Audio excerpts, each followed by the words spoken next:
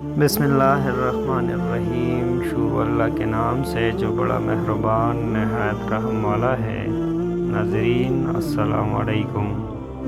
یہودی عالم کے 3 سوال اور ایک مسلمان بچے کا جواب۔ کہتے ہیں کہ ایک یہودی عالم نے مسلمانوں کے بڑے مجمع میں 3 سوال کر کے سب کو وسوسے میں ڈال دیا۔ پہلا سوال، اللہ ایک ہے تو اس سے پہلے بھی کوئی ہوگا؟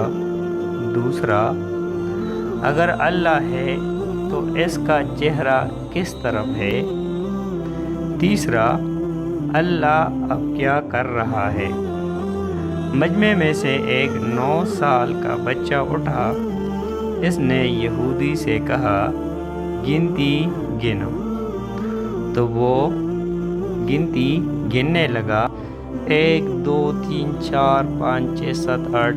یہودی نے گنتی گنی، پھر بچے نے کہا، اب الٹی گنتی گنو۔ تو وہ 8 7 6 5 3 2 1 تک گیا۔ جب یہودی نے 1 کہا تو بچے نے کہا، اب 1 کے پیچھے کیا ہے؟ یہودی نے کہا، کچھ بھی نہیں۔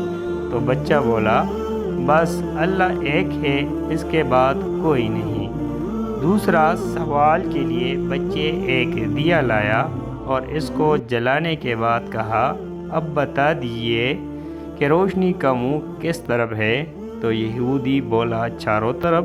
تو بچہ بولا، اللہ نور ہے اور چاروں طرف ہے۔ آخر میں بچے نے تیسرے سوال کا جواب دیا کہ اللہ اس وقت ایک 9 سال کے بچے سے ایک یہودی عالم کو ذلیل کروا رہا ہے، اور اس بچے کو پھر پوری دنیا نے امام اعظم ابو حنیفہ رحمۃ اللہ علیہ کے نام سے جانا۔